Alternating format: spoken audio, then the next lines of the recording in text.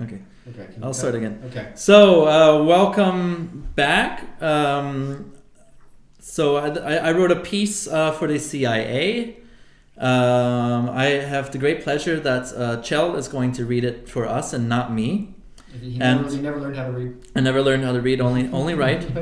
And this piece is entitled "The Great Satan," and I hope Chell enjoys reading it. Yeah, here we go. So, the Great Satan. So this was the term that Iranian leader Ruhollah Khomeini used in his speech on the 5th of November, 1979, to describe the United States of America. The term was a response to continued U.S. foreign policy since the mid-20th century to interfere in Iranian politics and undermine its sovereignty. Also, it turns out the Great Satan is an anagram of the United States. Just kidding. In 1953, the Eisenhower administration and British intelligence officials planned to overthrow the elected prime minister of Iran, Mohammad Mossadegh. Mossadegh was known for introducing a range of progressive social and political reforms to the country. He was championed by many Iranians as a leader of secular democracy and introduced policies such as unemployment compensation, benefits pay for sick and injured factory workers, public development projects, and releasing peasants from slave labor on their landlords' estates. He was also, importantly, known for being a democratically elected head of government. But what got the U.S. interested was Mossadegh's nationalization of the Anglo-Iranian Oil Company. In other words, to turn the company from a private, foreignly owned company to one owned and operated by the Iranian government. For those who don't know, Anglo is a way of saying of concerning the English, as in Great Britain or the United Kingdom. They had a vested interest in Iranian oil, and as an ally and leading world power whose strength relied on oil, so did the United States. Mossadegh's hope in nationalizing the Anglo-Iranian Oil Company was to, quote, meet the government's entire budget and combat poverty, disease, and backwardness among the Iranian people, quote, as well as, quote, eliminate corruption and intrigue by means of which the internal affairs of Iran had been influenced, quote. The British wouldn't have that. After failed negotiations, the Anglo-Iranian Oil Company pulled out its employees and ensured that Iranian oil would not be accepted on the world market. Iran could no longer sell oil, and in many cases they lacked the technicians to even produce it. What more, the British announced a de facto blockade using its naval force in the Persian Gulf and threatened legal action against purchasers of oil from the formerly British-owned oil company. At first, the United States did not back the British, which U.S. Secretary of State Dean Acheson said were, quote, destructive and determined on a rule or ruin policy in Iran. But all of that changed when Eisenhower came into power. This is the guy who, in his final address in January 1961, famously warned the United States and the world against a military-industrial complex.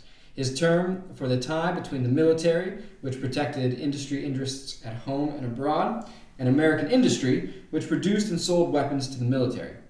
The same guy teamed up with Winston Churchill to work together toward Mossadegh's removal, labeling him a socialist, he wasn't, funneling money to his opposition, and sending CIA operatives to pretend to be socialists and nationalists, attacking Mossadegh's opponents to give the impression that Mossadegh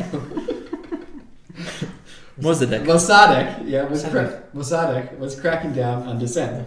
So I'm sorry about mispronouncing his name. This culminated in the infamous coup d'etat of August 1953. Mossadegh was overthrown, tried, and convicted, and kept in military prison for 3 years. Thereafter, he was kept under house arrest until his death in 1967. Mossadegh's former associates, too, were tried and imprisoned, and tortured, sentenced to death, and executed. Fazollah Zahidi, a retired army general and former minister of interior under Mossadegh, had been picked by the CIA to lead the coup and set up a government. Needless to say, the Zahedi government soon struck deals with foreign oil companies, giving the lion's share of Iranian oil to the United States and Great Britain. Why have I told this boring story?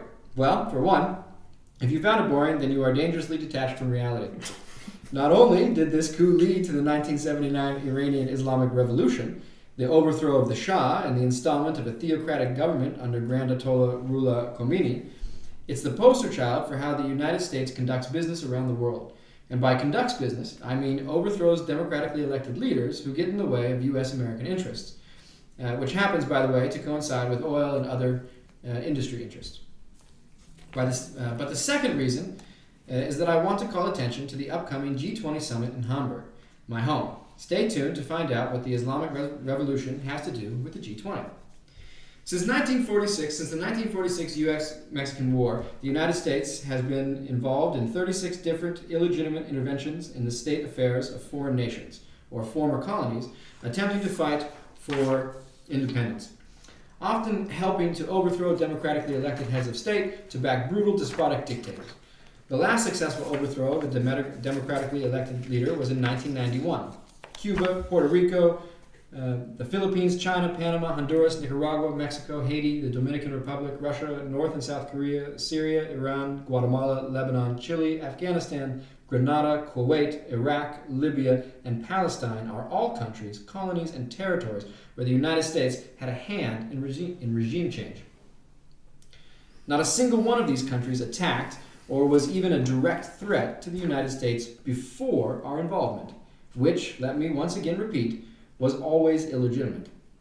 And on that list, the only country to invade the United States was Mexico. After the U.S. annexed Texas after its de facto secession from Mexico in 1836.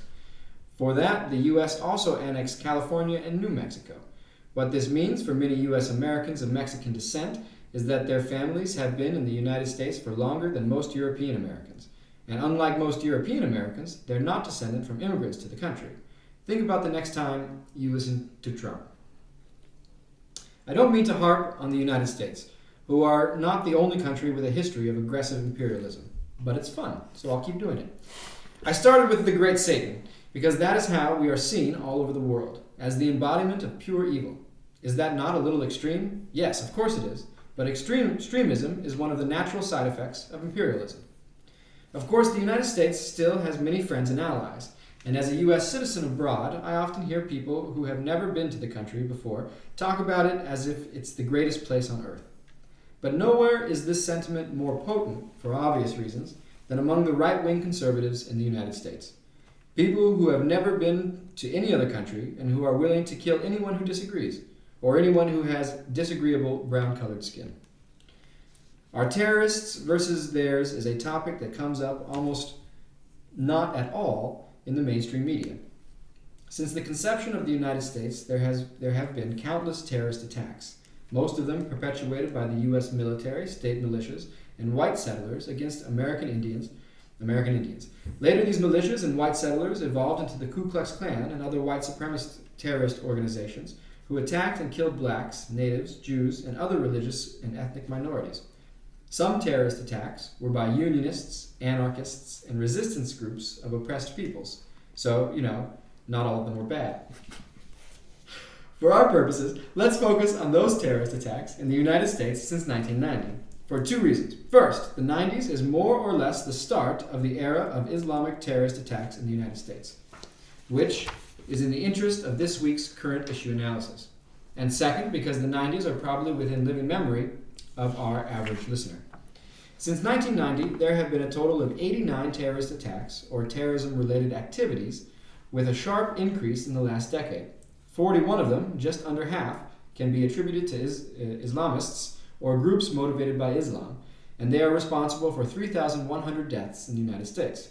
That's a lot, especially to the mere 216 deaths by white right-wing terrorists, 16 deaths by anti-abortion terrorists, and 0 deaths by environmental terrorists in the same period.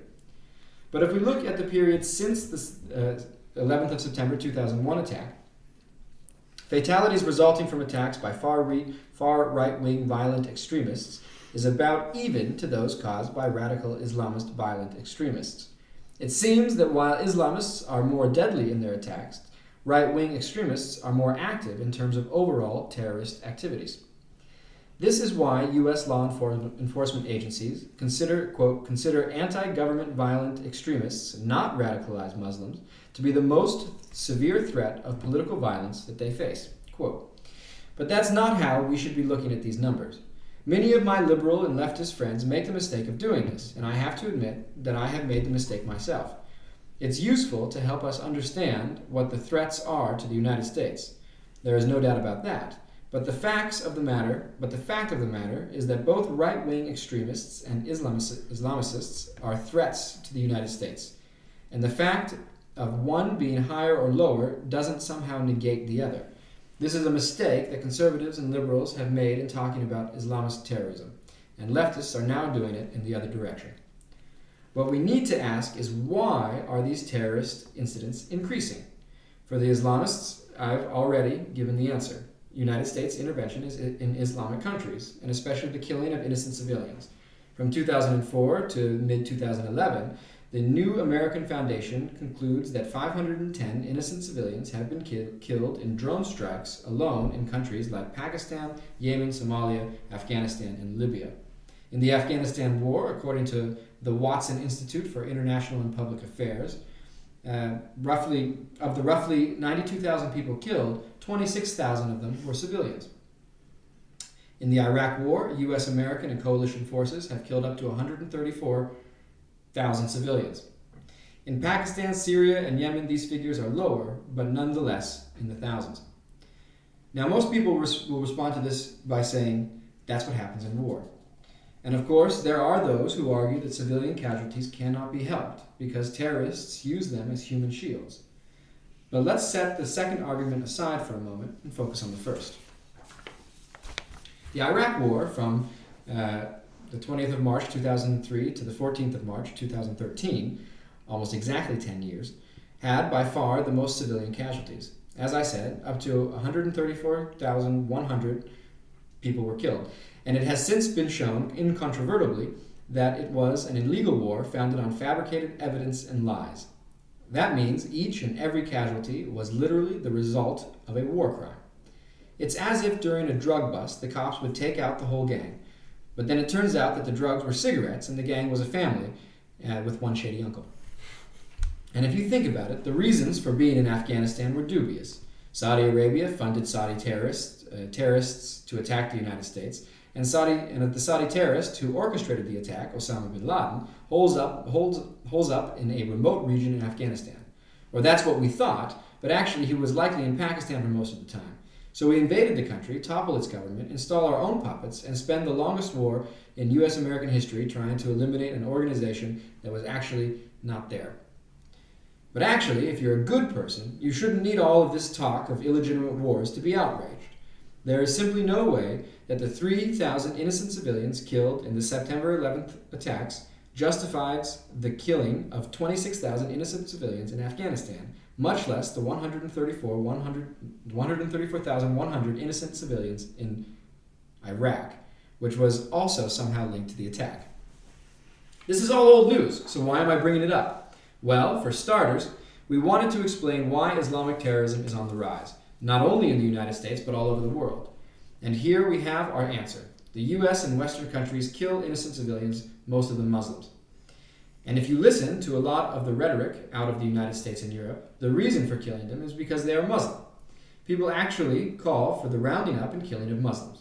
Even if that is not the reason the United States and Europe actually do kill Muslims, this is exactly what they are doing.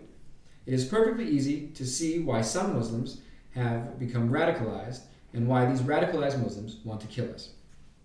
So when we compare terrorist activities of different groups, we should be comparing the terrorist activities of Islamist extremists to those of the United States, because theirs is the literal definition of terrorism by the U.S. Code of Federal Regulations, quote, the unlawful use of force and violence against persons or property to intimidate or coerce a government, the civilian population, or any segment thereof, in furtherance of political or social objectives.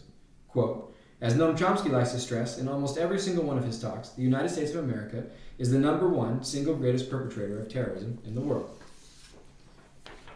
But that is not what I'm here to tell you. I'm here to tell you why right-wing and white supremacist terrorism in the United States is in fact the other side of the coin of Islamist terrorism. Most people will say the rise the rise of right-wing terrorism is due to the rise in Islamist terrorism, but I don't fully agree with the causal relationship here. And to make this argument, I will have to talk about proximate and ultimate causes. Proximate causes are the immediate reasons we give for why something happened, whereas the ultimate causes are the overall circumstances of it happening. For instance, the proximate cause of a flat tire is a sudden decrease of air pressure due to a hole, but the ultimate cause would be the gradually wearing away of the tire through continual use. Both caused the flat tire, but one caused the other. As another example, many cite the assassination of Archduke Ferdinand of Austria by Gavrilo Princip. But as we all know, the ultimate cause was the buildup of tensions between capitalist imperialist nation-states vying for economic, political, and military hegemony in Europe and their African and Asian colonies. I should interject there and cite the assassination of the Archduke as the proximate cause of the First World War, which was not said. Okay. Keep going. But the ultimate cause was the buildup of tensions. Yeah. Right. By the same token, the proximate cause of the rise in right-wing terrorism is perhaps a combination of the rise of Islamic terrorism and the rise of the first black president to power in the United States. The proximate cause of Islamic terrorism, in turn, was the invasion of Muslim countries and the killing of tens of thousands of innocent Muslim civilians. But what's the ultimate cause of all these things? It's called capitalism. If you were expecting me to say U.S. imperialism, don't get me wrong, it's part of it, then I'm sorry to disappoint you.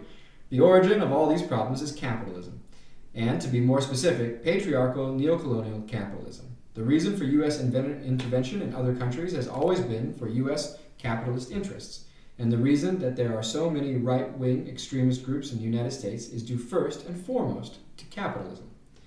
If you have even some problems with capitalism, then let me explain to you how the Iranian Revolution and the U.S. interventions across the world and the innocent civilians killed and the right-wing and Islamic terrorists and the G20 are related.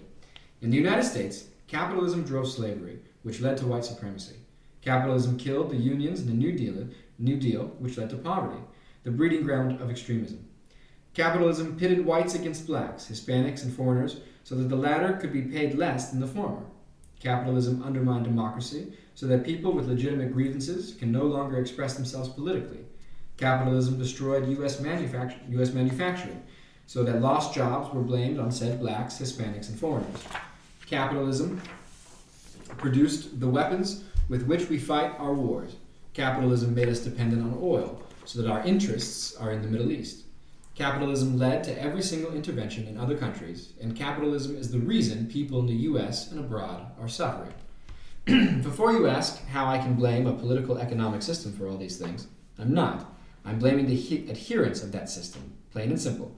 Capitalism itself is merely the doctrine of exploiting people to create and accumulate capital by any means necessary, but people have to actually act according to this doctrine in order for it to come true. Hence, capitalists readily exploit our tendency to distrust other people.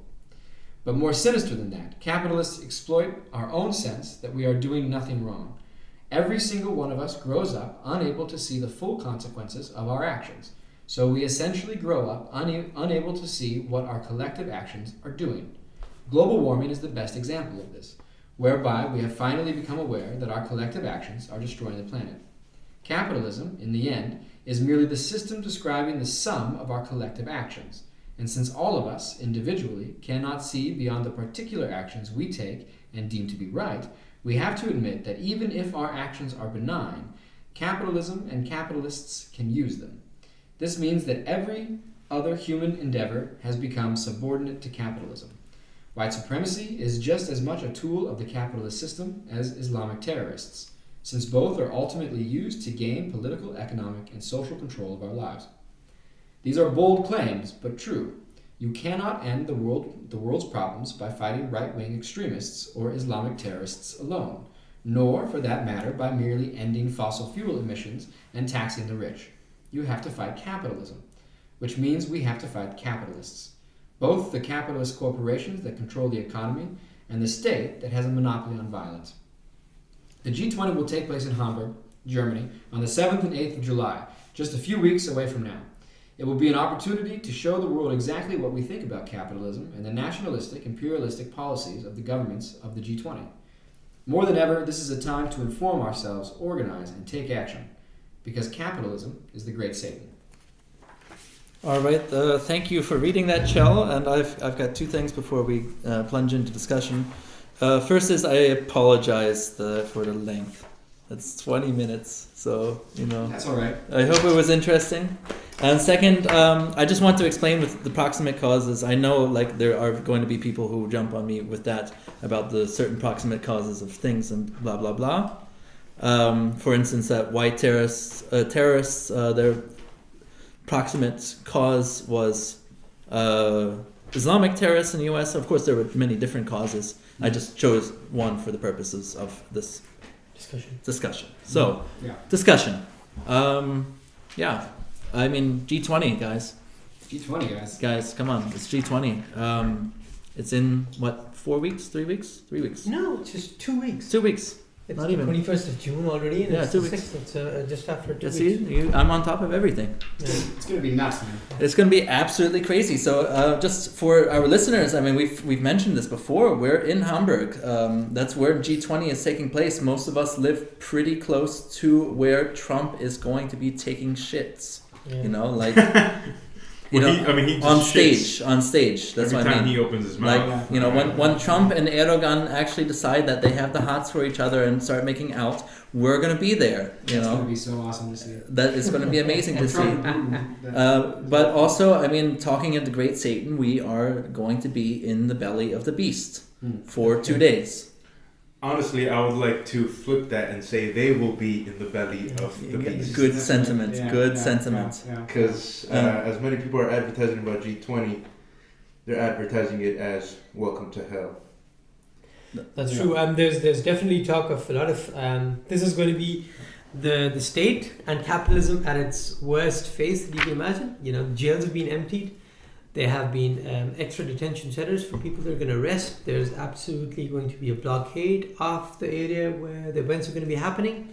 Especially what's really important for citizens of Hamburg. I don't know if this has been mentioned before, but this is going to be a blockade of Hamburg's latest orchestra hall, the Elbphilharmonie, where Angela Merkel has invited these state leaders and the delegations to a concert.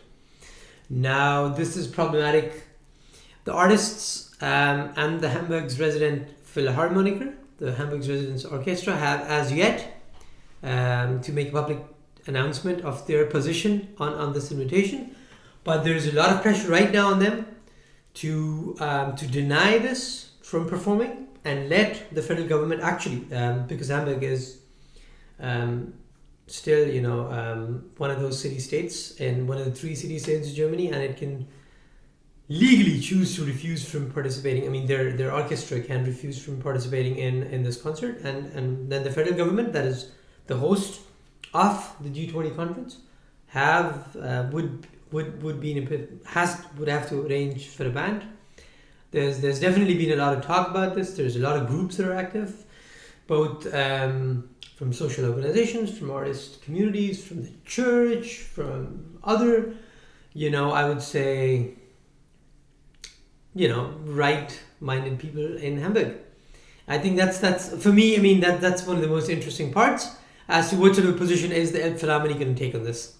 Are they going to be a part of this whole thing, or not? Yeah, I mean, I don't hold out a whole lot of hope. I mean, I guess the artists themselves might have some moral sentiments. But I was recently at the Elbphilharmonie, and I mean the building is beautiful, and I saw a performance, and it was also quite weird.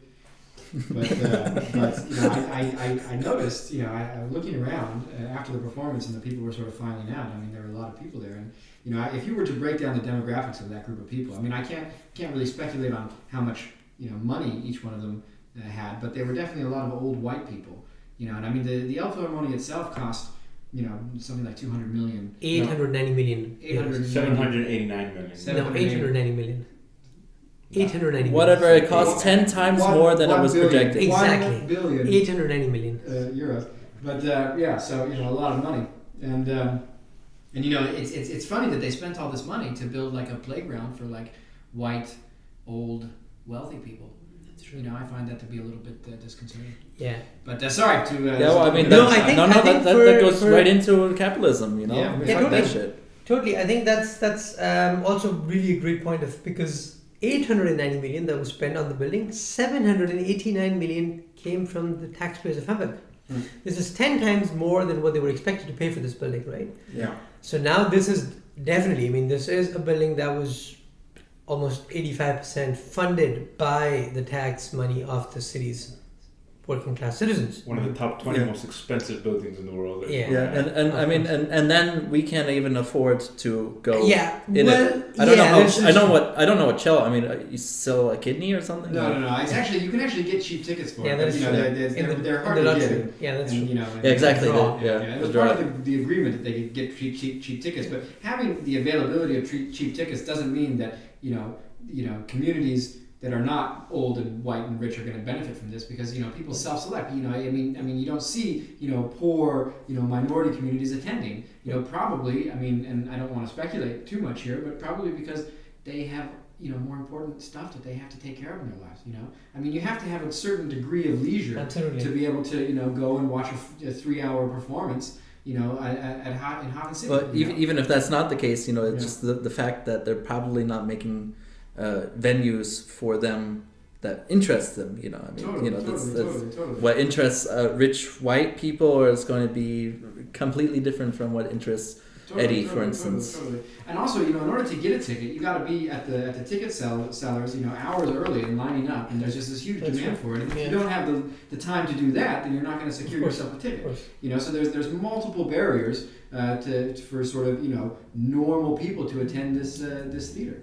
Anyway, So I just want to interject. I mean, Chell keeps on, going on a tangent, and that's very good because actually we're talking about capitalism right here. I mean, this is the thing that permeates our entire lives in every single aspect that we can think of. Capitalism has affected us, and it's very important that we, as community or whatever we call it, get into a discussion about this, especially as we see. I mean, from our GPS. Things are going down everywhere. I mean, they're going down all the time everywhere, but they're really going down.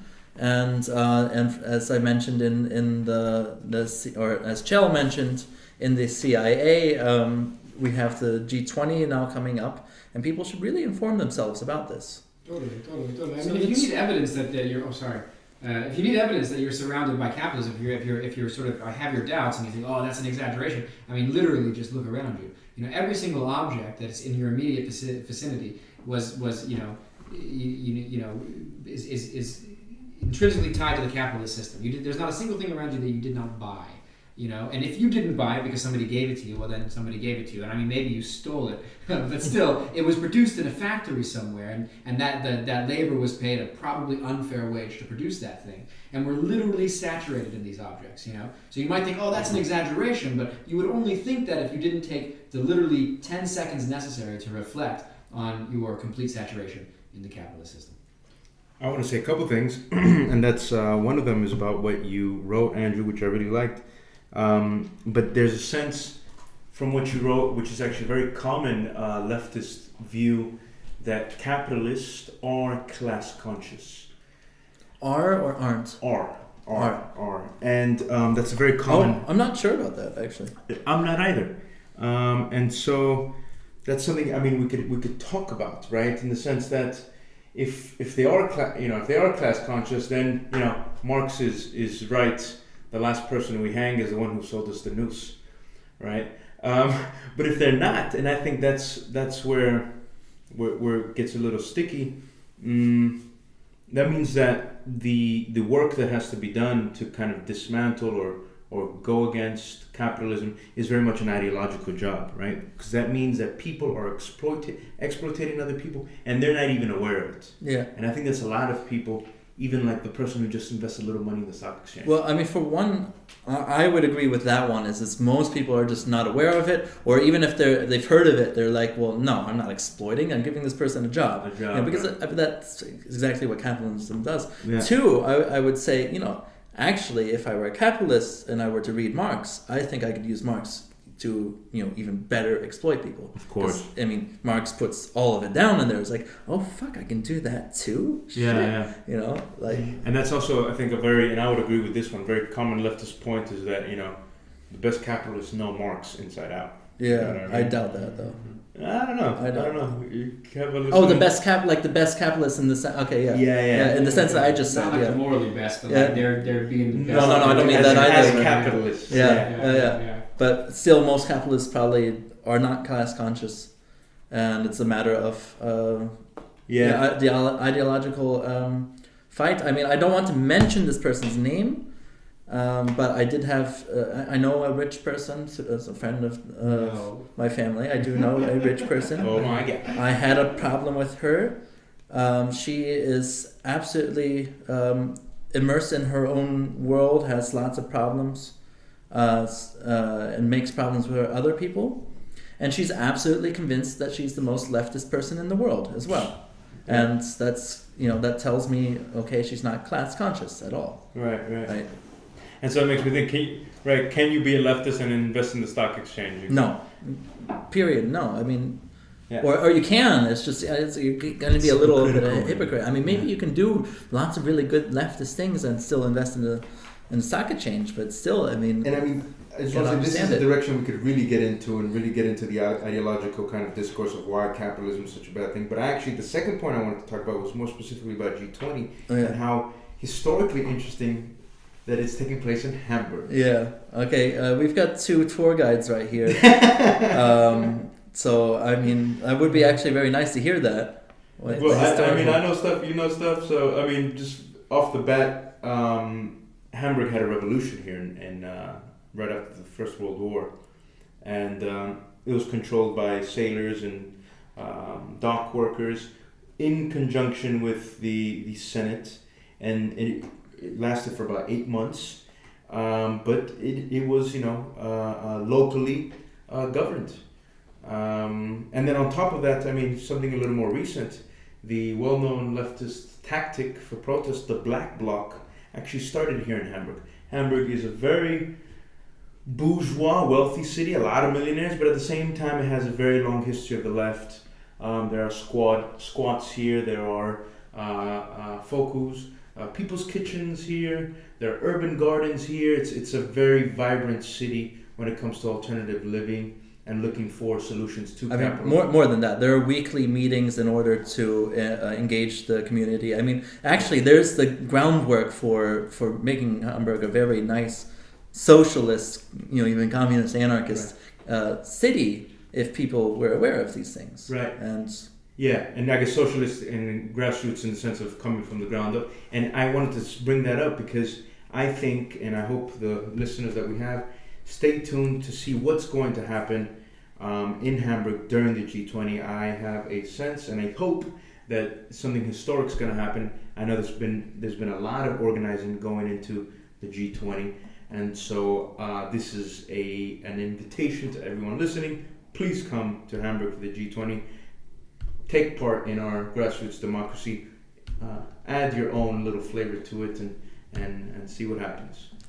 Eddie's going to be doing a tour that day, 2 p.m. I'm going to be doing a tour that day too. So if all goes well, you get to hear a lot about the city, its history, its being into what it is today. Yeah. In addition to, of course, witnessing the G20 or the lack of it in Hamburg. Which, by the way, we do tours for free because we're anti-capitalists. We only want what you They want tips. We do not want tips. Okay. But that's one entry. That is one entry. All right. Let's just descend it into chaos. Yeah. So I think we will end our whole podcast there, and Navas would like to present just a short little morale for us as we go. Yeah. Navas. And the morale is about an interview from Mao Zedong from 1958 when he was asked by a journalist, what lesson should the world take from the French Revolution of 1789? To which Mao very famously responded, we'll have to wait and see.